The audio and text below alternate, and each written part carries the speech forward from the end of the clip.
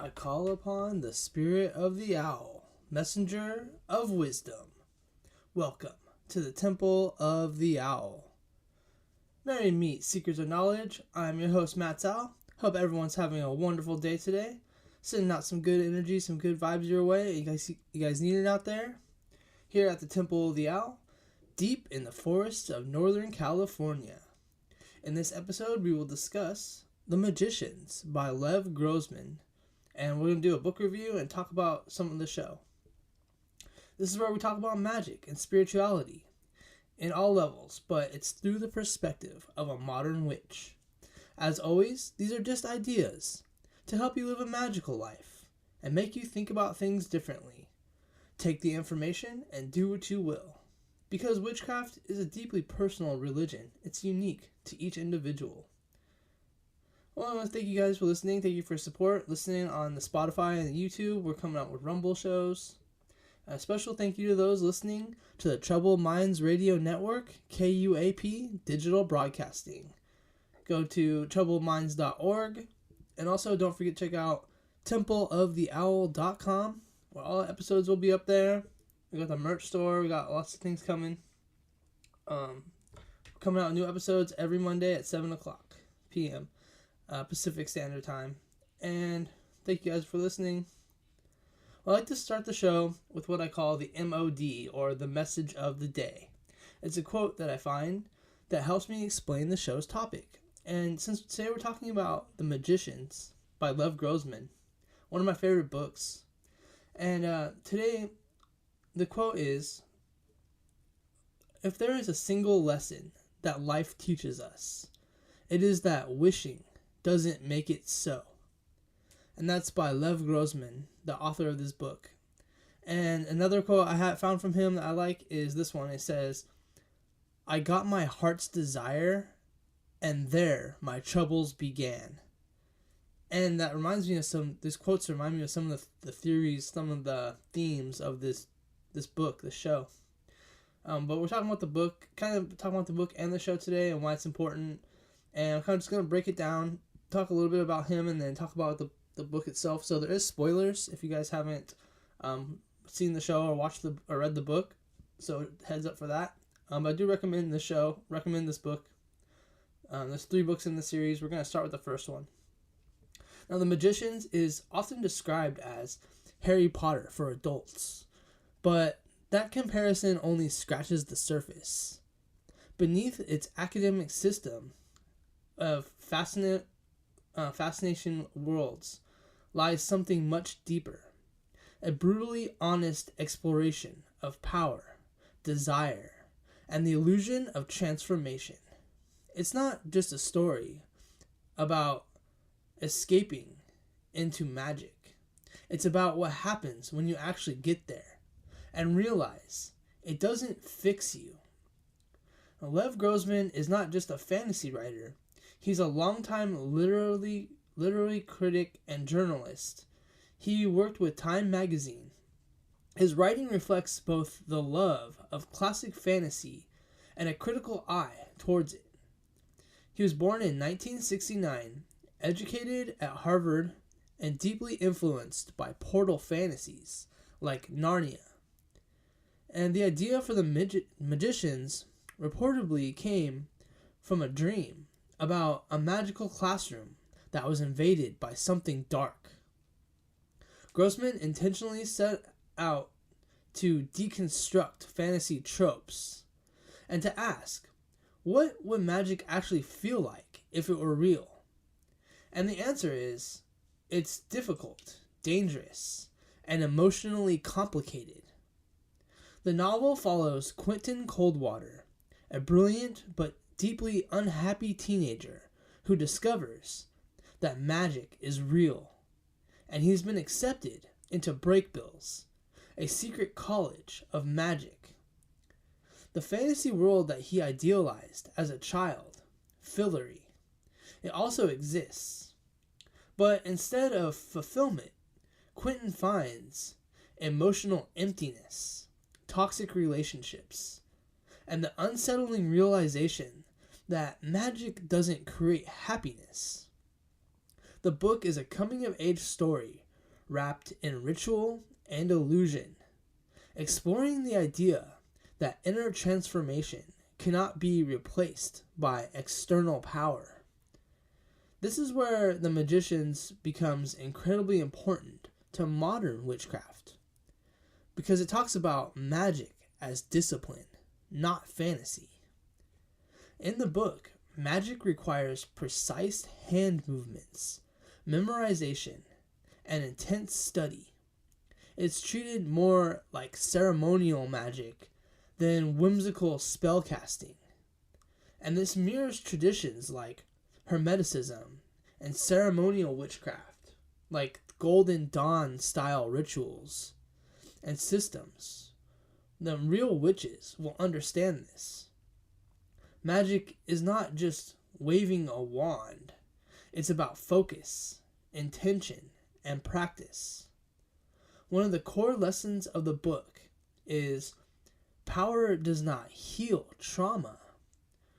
Quentin gains access to incredible magical ability, yet he remains lost and unhappy.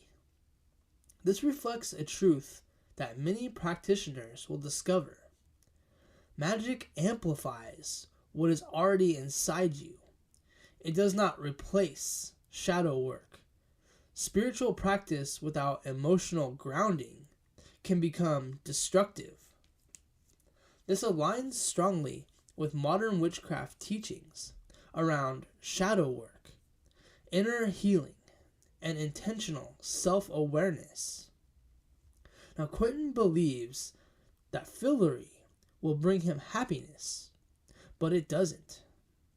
This parallels a common early stage in magical practice, the desire to escape reality and romanticizing other realms, seeking transformation through external forces.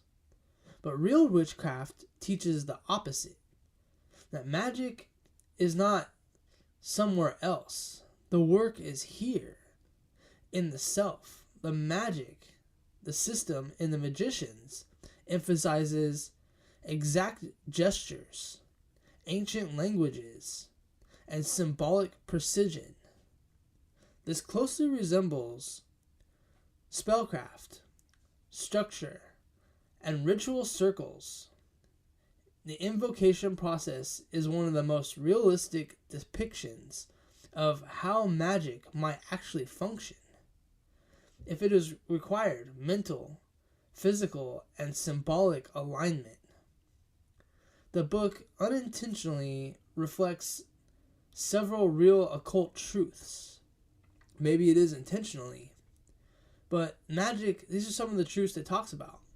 Magic is learned, not gifted.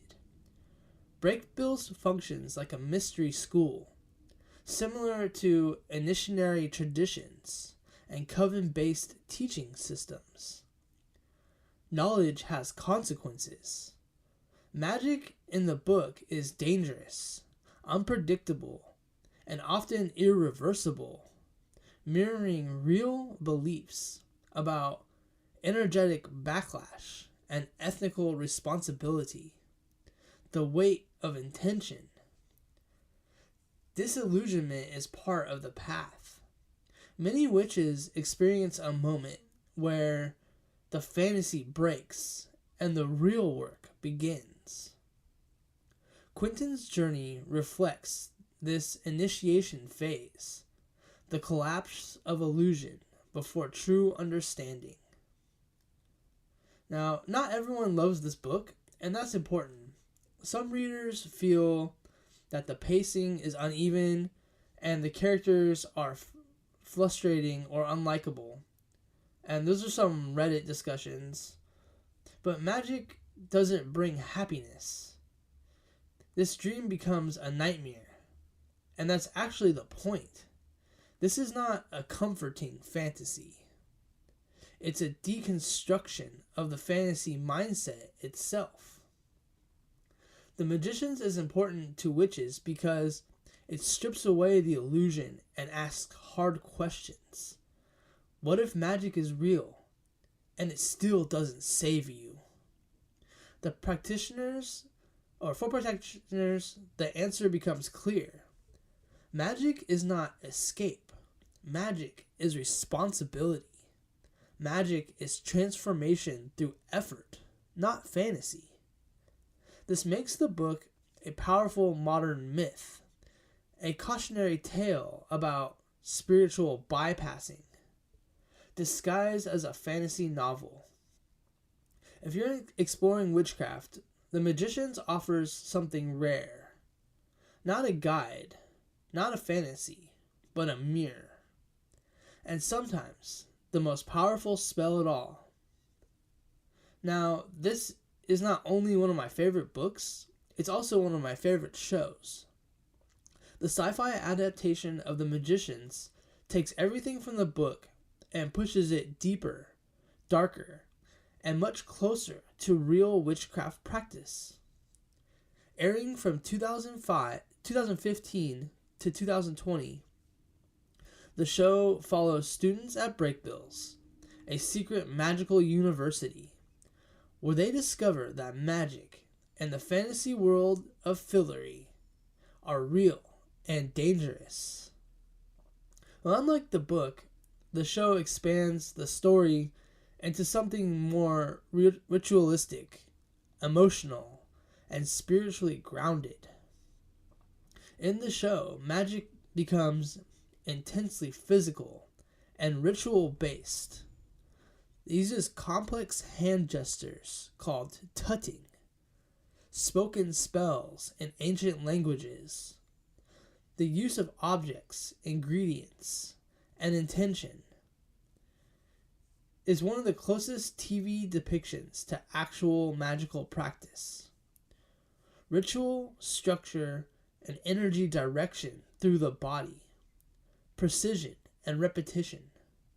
It aligns with real traditions like ceremonial magic and folk witchcraft and hedge witch practices. The show makes it clear magic is learned, practiced, and earned, not gifted. So we're going to talk a little bit about the show and the book. So spoilers ahead. So these are major spoilers. You're warned. Okay, so this book is about Quentin and Julia. They're two lifelong friends, and they both want each other to succeed. But Quentin is stuck in these old fantasy books called Fillory and Further that they both read together when they were kids. But Julia has grown up. They are both invited to take a test at Breakbills, a magic school. Quentin passes the test, but Julia doesn't.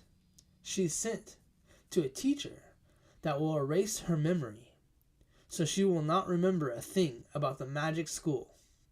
At the last minute, she cuts her arm, and her memory is erased, but she still has the scar on her arm. And she remembers. She starts to ask herself, what's worse, knowing that magic is real, but she can't access it, or that a school can teach her, but refuses to? She starts to learn spells on the internet and starts looking for magic everywhere. She becomes a hedge witch. Now, in modern witchcraft, hedge witch is used to describe people at the edge of town. A hedge separates the city from the forest. Now, back in the day, witches and shamans and healers lived at the edge of the town and the outskirts of the city. And this is where the stories like the witch in the woods, like Hansel and Gretel, come from. A hedge witch is someone who sits on both sides of the hedge with one leg dangling on each side. It reminds us to keep one foot in the physical and one foot in the spiritual, the separation between the city and the wild. Now, I call myself a hedge witch because although I learned through books, I had to find the books myself. I wasn't taught in a formal school like Breakbills. So Julia learns magic from outside sources that are not reliable instead of a school like Breakbills. One of the most important differences from the book is Julia's storyline. While Quentin goes to formal magic school, Julia is rejected. And instead, this is incredibly important for real-world witchcraft because most real witches don't attend formal schools. We learn through community, trial, and personal study, and build practice outside structured systems. Julia's path reflects self-initiation, trauma, and transformation. And the cost of gaining knowledge outside of safe spaces is one of the most honest depictions of how people actually come into witchcraft. It famously uses the idea that magic is a drug, meaning magic amplifies emotions and become addictive. It doesn't heal your wounds. This deeply connected to real practice. Energy work can be overwhelming. Spiritual paths often surface buried trauma, and power without grounding can be destructive. This is something many modern witches recognize quickly. The show creates a powerful contrast between two magical paths. Breakbills with structured magic, rules, hierarchy, and discipline, and controlled access to knowledge and institutional power. And the Hedge Witch, which is wild magic, chaotic, experimental, and community-based learning. It's more dangerous, but more personal. It reflects a real divide in occult traditions, ceremonial versus folk magic, and institutional versus intuitive practice. The show doesn't say one is better, it shows that both come with risks. The school is attacked by a monster with a face hidden by moths named the Beast, and the students learn it came from Fillory, that the childhood fantasy books are real, based on real life interactions from a family called the Chadwins, 4 brothers and sisters. The kids were able to travel back and forth to this alternate world, and even become kings and queens of Fillory. Fillory was created by 2 yin-yang gods, Ember and Umber, control and chaos. But Ember disappeared, and Umber has been defeated by the Beast. Quentin meets Alice, a new student that is looking for her lost brother. She's a powerful magician. They begin to fall in love after they graduate the school and move to Breakbill South, where the teacher, Malkovsky, teaches them about how bleak magic is. The students travel to Fillory in search for a better life, only to find the world blackened by darkness and a kingdom torn apart. They become the kings and queens of Fillory and join forces with Umber to defeat the Beast, only to find out that the Beast is one of the oldest brothers of the Chadwins. The first book ends where Alice sacrifices herself to defeat the Beast, and Quentin is badly wounded. He is healed, but grieving Alice.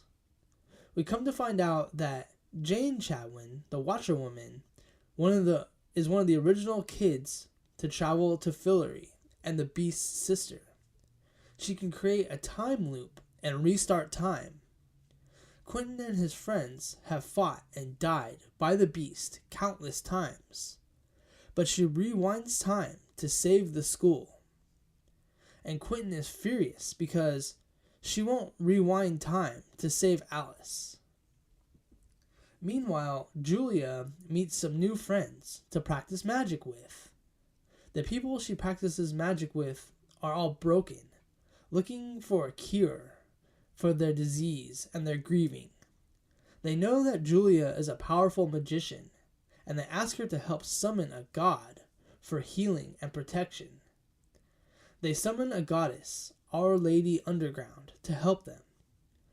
When the ritual happens, they realized they were tricked by this demon named Renard the Fox, a trickster spirit. And trickster spirit Renard kills all her friends and rapes Julia. Now this topic is fascinating because the trickster spirit, we've been talking about that a lot on Troubled Minds, and what are you summoning?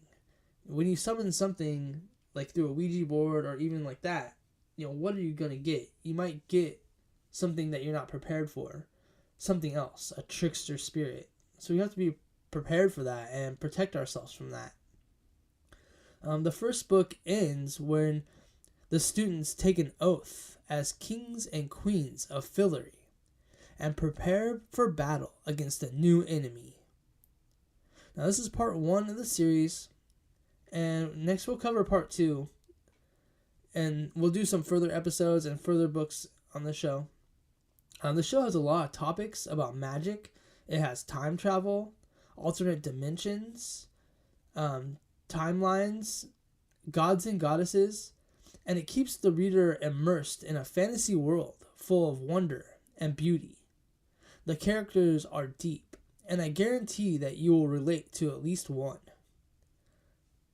The author tells the story well and has backstories and gets into the main character's thoughts. The Magicians is one of the most important modern depictions of magic because it tells the truth that most fantasy avoids. Magic is not an escape. Magic is not safe. Magic is not a cure. Instead, it shows that magic as work, magic is responsibility, and magic is transformation through struggle. Well, thank you guys for listening. Like I said, that's one of my favorite books, one of my favorite shows. I want to do a kind of review on it. I do recommend reading the books as well as watching the show. They're both different, so give you guys that option to, if you can't read the books, to watch the show. Well, thank you guys for listening. My name is Matt Sal. I'm going to release the Spirit of the Owl. Thank you guys for listening. Check out templeoftheowl.com, troubleminds.org. Thank you guys for listening on KUAP Digital Broadcasting, the Troubled Minds Radio Network. Thank you guys. Blessed be. Have a good day. Thank you. For many centuries, witchcraft has been considered evil, associated with the devil and all things dark. Let's break these stereotypes with your host, Matt Sal, of the Temple of the Owl. Let's talk about magic, of the old way to explore the many roles of the witch, learn the tools of the craft, the history of the science behind this ancient, earth-based religion on the Troubled Minds Radio Network, KUAP Digital Broadcasting. Thank you, Rohan. Check out Exile Minds Podcast.